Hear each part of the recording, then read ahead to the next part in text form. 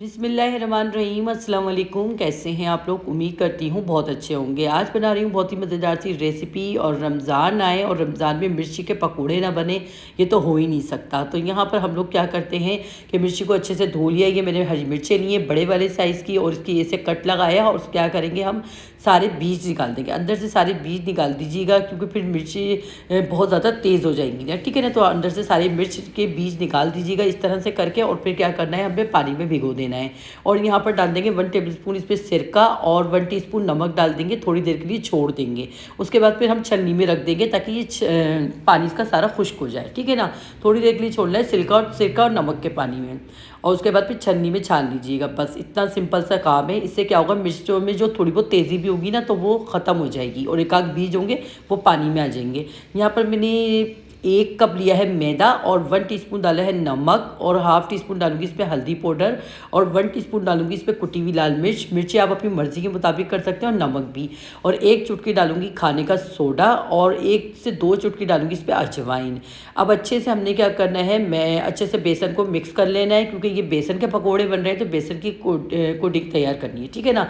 ताकि बेसन अच्छे से बेसन के मिक्सर को ना हम लोगों ने कोट करना है मिर्चों पर। तो यहाँ पर देखिए मैंने थोड़ा थोड़ा पानी डाल के इसको गाढ़ा सा पेस्ट बना लिया है, ठीक है ना।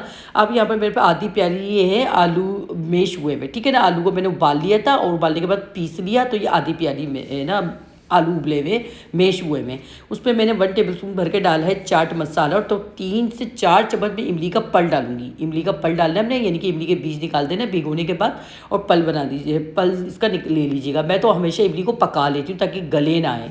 तो यहाँ पर मैंने खट्टा सा ना चटपटा सा ये हमारा तैयार हो चुका है भुर्ता। ऐसे भुर्ता होता है ना, जैसे आलू का भुर्ता, जो हम इसमें मिर्च में ना फिलिंग्स करेंगे, ठीक है ना। इसमें फिलिंग डाल करेंगे इसकी। तो यहाँ पर देखें हमने क्या करा। अच्छा, आप चाहें तो इस भुर्ते में ना आप लोग लाल मिर्च भी यूज़ कर सकते हैं, जिसको बहुत ज़्यादा चटपटा खाना हो। यहाँ खट्टा सा हमें चटपटा थोड़ा बस, क्योंकि चाट मसाले में भी मिर्चें होती हैं। तो यहाँ पर हमने इसको भर दिया छोटे से चम्मच की मदद से। आप हाथ की मदद से भी भर सकते हैं, और इस तरह से करके देखें चम्मच की मदद से ना आप इसको पूरा कोट कर दें, ठीक है ना।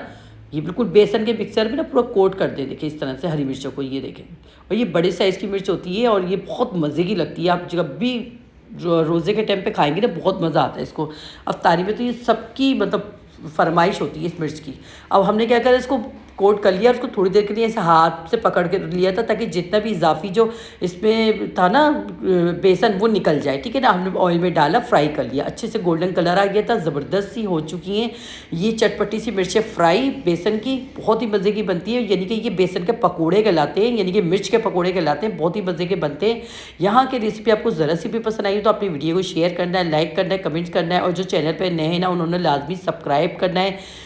और आप लोगों की सपोर्ट की मुझे सबसे ज़्यादा ज़रूरत है। आप प्लीज़ वीडियो को ज़्यादा से ज़्यादा शेयर करें, और मेरा फेसबुक पेज जाके फॉलो करें, कुट कुट किचन के नाम से हैं। तो मिलते हैं नेक्स्ट वीडियो में अच्छी सी रेसिपी के साथ। अल्लाह हाफिज़।